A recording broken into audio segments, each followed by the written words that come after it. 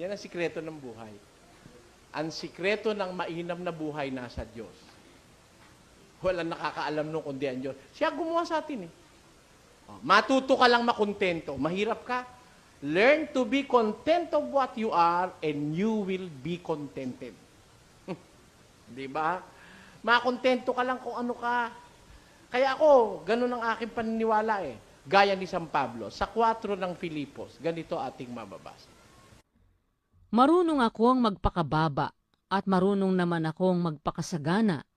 Sa bawat bagay at sa lahat ng bagay ay natutuhan ko ang lihim, maging sa kabusugan at maging sa kagutuman, at maging sa kasaganaan at maging sa kasalatan. Ayon. Marunong akong sagana. Marunong din naman ako mahirap. Marunong akong masala at marunong naman akong marami. O, tayo, kontento siya. O pagka kontento ka, may